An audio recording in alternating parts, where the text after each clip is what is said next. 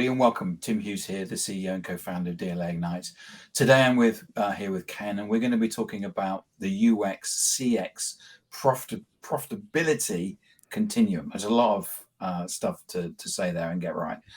And we've got Ken here who's going to talk us through that. Ken, tell people where they can find you.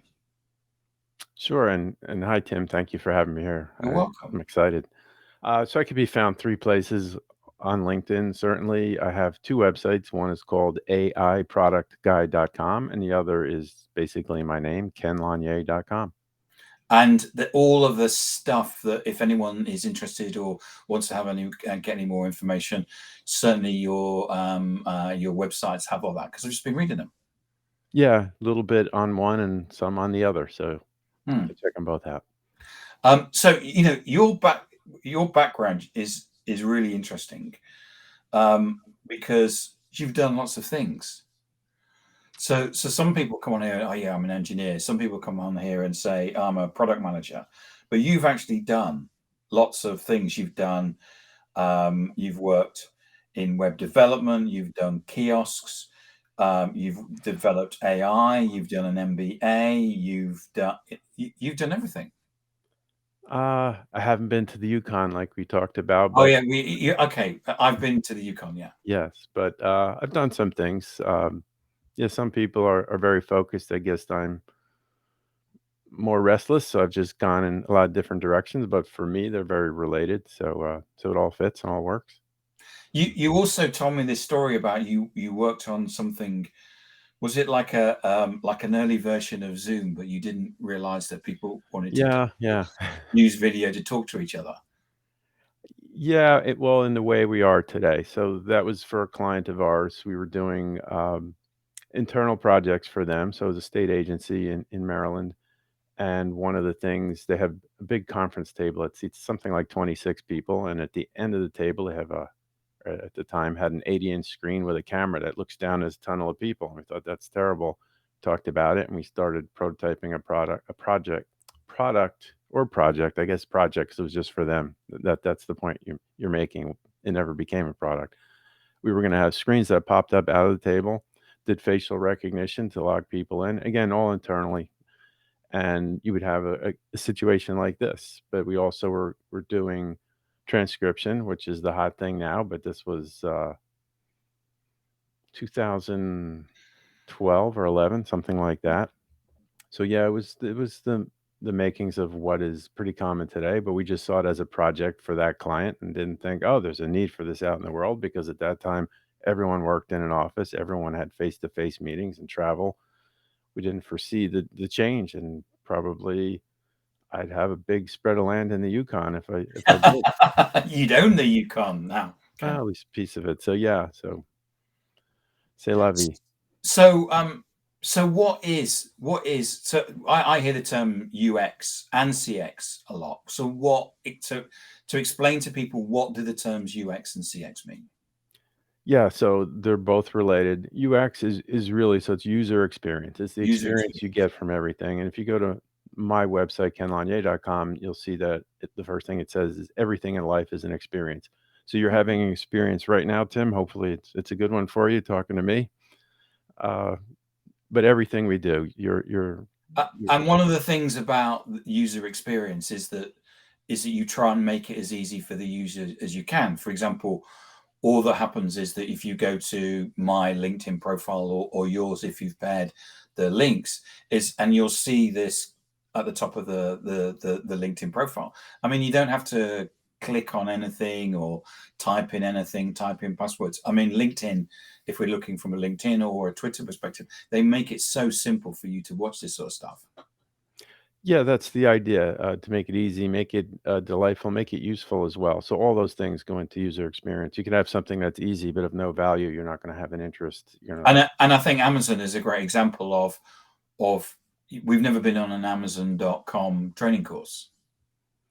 Yeah, I mean, I can point out some things that can use improvement there, but, yeah, the idea is always to make something that doesn't need training, and for the client I was referring to, the first project I did there was a kiosk project, and so it's the transit system in Baltimore, Maryland.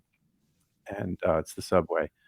And this was internal. And the first project was for it was a kiosk project for mechanics, and those are union mechanics, and they had a rep at our first meeting, and he was sitting near me at that big conference table, and as soon as we were talking about this project, he said, "Whoa, whoa, whoa, we don't want to do any training." And I told him, when this is done, you will not need training. You'll just intuitively know what to do.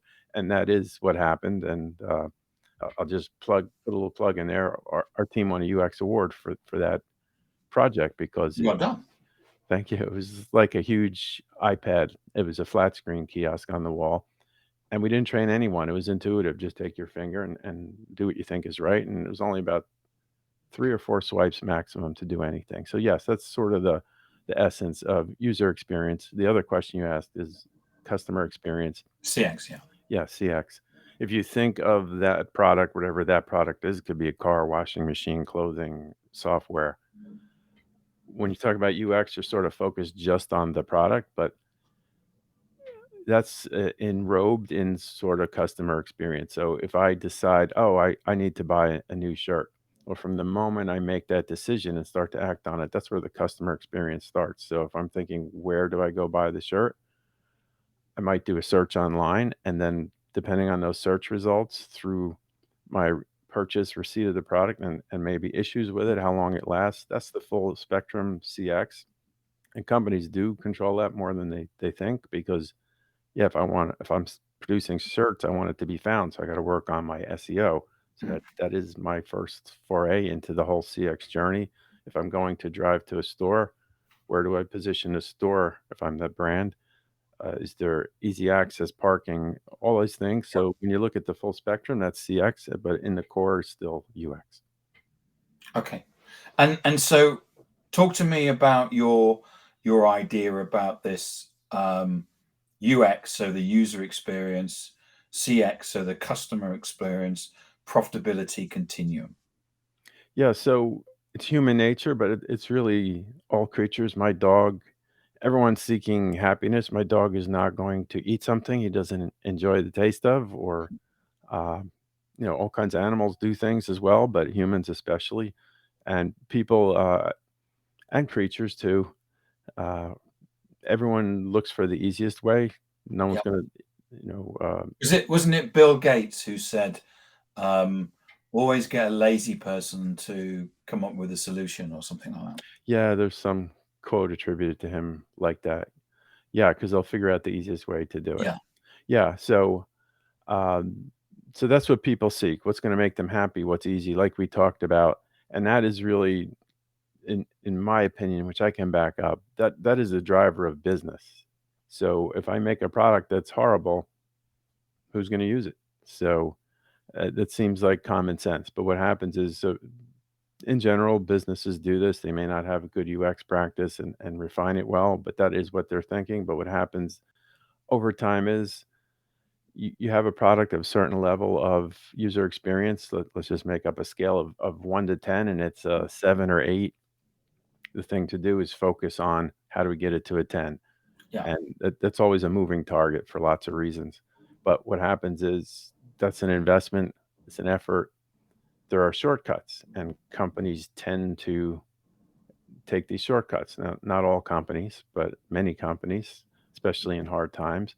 And it's that UX that drives profitability, as I was saying. If people are happy, they use the product, they tell friends. There's the thing that can be found on my website called the UX emotional spectrum, showing at the center satisfaction. Satisfaction is not something to aim for. Satisfaction is minimal requirement. Like, yeah, it's good enough. If I told you, Tim, I went out to this restaurant last night, you got to try it, and you said, how was it?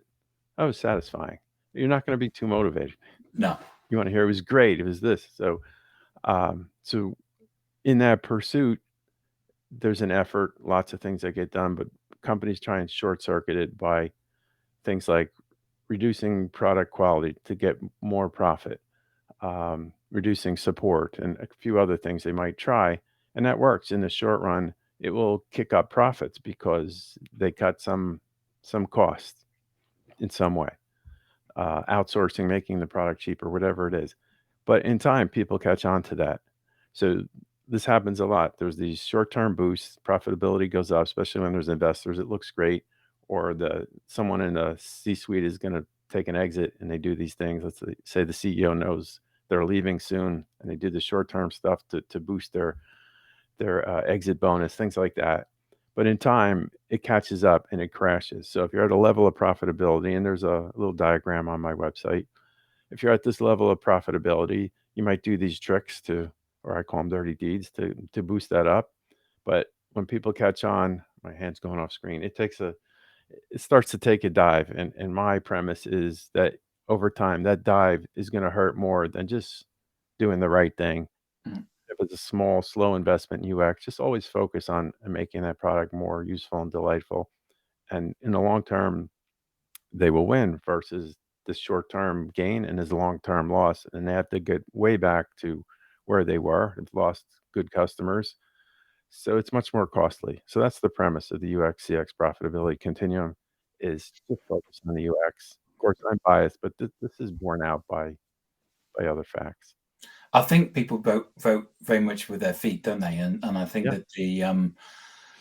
that the what I see is I think that people quite often um, think that there's a certain amount of people aren't stupid, No. and most people, not everybody. My mother isn't a computer expert, but most people understand how to use computers in some shape or form, which is why, for example, the way we search on things has changed. We're all very much better at search than we were 10 years ago. And I think that all of us understand how to use computers because, of course, we have pretty much everybody has one of these. Somebody even have some. If you look at the mobile figures, most people, most half the world have two. Oh, really? And so what you find is that we know how this stuff works, and if it doesn't work for us, we walk away from it. Yeah, no, that's a good point because there's just an inherent feeling of this is good for me or this is not. And again, it's not just humans. That's just the way things are. But so yeah, you Yes, have to uh, thinking of the wrong word, but I'm going to say play to it. But it's not play to it. It's just think. It's in UX. It's called user centered design. Put yourself in the shoes of the user and think of what they're after. Because so I still identify most as a product manager, but so I can come up with all kinds of ideas. Oh, this cool technology I read about, we can use that. Is that what the user really needs? And sometimes the user doesn't know what they need. They kind of know, but the way they express it is not correct or not useful. So even there's a lot of people that do UX research. You have to really flesh that out and not just take it at face value. But it's always just designing for that customer. That's if you give something to someone that they want, you'll be repaid with sales and profits and things like that. because if you look at when Sony invented the Walkman, as it became, I can't remember what it was called, something before it became Oh, the Walkman.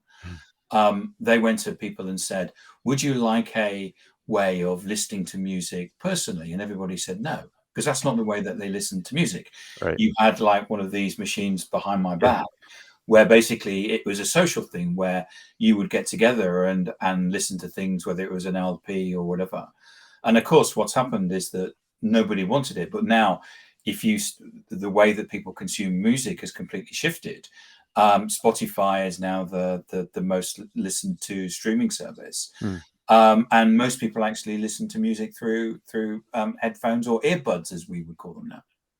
Yeah, and the quote attributed to Henry Ford that apparently he never said is if I asked people what they wanted, they would have said a faster horse. So it's the same Yeah. premise that, Hmm. yeah, a good UX researcher is going to try and flesh this out. Sometimes you can't get the answer and you still have to go with intuition. Steve Jobs is credited with doing that for everything Apple came out with. I don't believe that's true at all.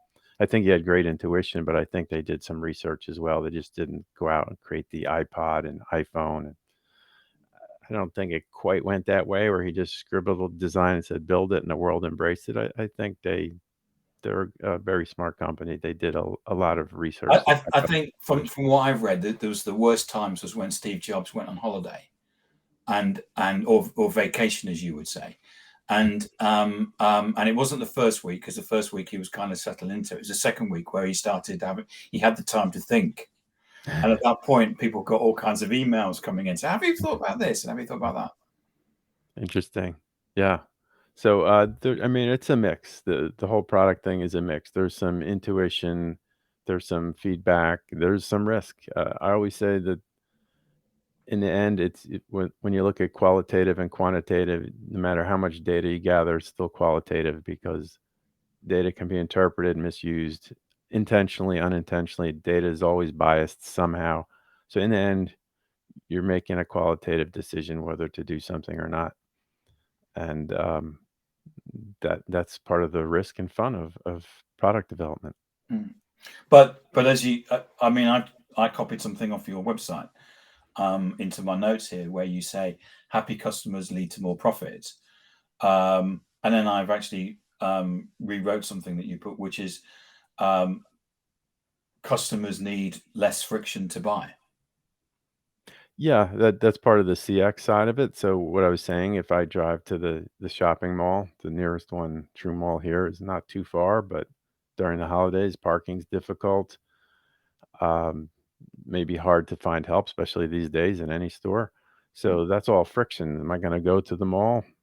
Maybe I could just buy it online. So I'm not going to bother. So for those brands paying a lot of rent to be there, that friction is going to hurt them. If they don't have a good online presence, someone else is getting my money. I won't even mention it. There's a pretty much default website people think of when they want to shop online. mm. So they've made it frictionless in a lot of ways. So yeah, that's very important. And it's interesting how the postal service has made has become, we've always thought, because of email, the postal service was going to go into a place where nobody needed it anymore. And in fact, the postal services have become um, something we all need because of the fact that we're buying stuff online. Yeah, there's been change. And an interesting little anecdote from my wife about a week ago. She was mailing some letters, Mm, and there was a younger person, I'm not sure, we'll just say 18, had a box, couldn't figure out how to put it in the mailbox through the slot because they had no experience doing such things. So there's mm, definitely change, but yeah, we still get mail every day. mm. So, what as business leaders could we be doing to making sure that um, uh, we're keeping the UX, so the user experience, and the CX, and we're making sure that they're actually right for our customers? It's always that feedback loop, no matter, like I said, in the end, it's a qualitative decision, and then you have to go for it. Maybe it's an MVP, a beta, maybe you roll out a product. So, an MVP being a minimal viable product. Yes, sorry. Mm, And even if you have a product that's doing well, doing spectacular, it's not one and done because as soon as that happens, there's competitors. Look at all the generative AI that's just sprung up in the last 3 to 6 months. Everyone thinks of, oh, Chat GPT, that's it, got the early press. There are hundreds variations and they're not all going to last, but there's now a lot of competition. So Chat GPT could say, hey, we got 4.0, let's stop. We're done. If they were to do that, which they're smarter than that, they'll get surpassed, they'll be gone. So it's that feedback loop. I think they've been listening to people. I have no inside information, but you see the changes. So it's mm. that evolutionary thing. The Yep. other thing is, not sure if I mentioned it, Inno products is my word, innovation, product management, and UX. Those things are kind of siloed typically. There's definitely communication between the parties involved in that. I have this mentality that they should be much more fluid between, so innovation, we might say, is assigned to R&D, products, product management, UX is the UX team, and there's communication. But I think all along that needs to be fluid, and even all the way up to the C-suite, they need to be thinking that way in our products, so that this whole design mechanism and feedback loop, it all kind of flows in a logical way. You can tap R&D, hey, come up with, let's say we're making coffee makers, come up with some great coffee maker ideas, and they come back and say, oh, we found a way that we can brew a cup of coffee in 3/10,000ths of a second. Oh, that's going to be a great product. How'd you do that? Oh, it's nuclear. I don't know about that. So you need this products flow and the feedback loop, and the other thing is just to step away from the arrogance. Companies that do well, there was this company called Xerox that basically invented the PC as we know it, I did. and their management, which at one time at a trade show, I met one of those people who's retired, probably one of the people that said, "Nah, we make copies of documents. That's what we do. We don't want this technology stuff." And They they invented the graphical user interface, didn't they? yeah, And yeah, and it because they invented Mr. Steve Jobs down to see it. yeah, that's the story, and he got some ideas in his And head, and he but said, "Oh, this sounds quite good. We might design one of these ourselves." yeah, even network protocols came from them. The whole, I think if I remember correctly, the founder of Cisco came out of, Xerox PARC, but the Mhm. management was just, maybe it's not the right word, but I'm gonna say arrogant and thinking, "No, what we do is documents, and we reproduce documents," and they didn't look outside their tunnel vision, and I don't think Xerox is too high up on the Fortune 500 anymore. No, no.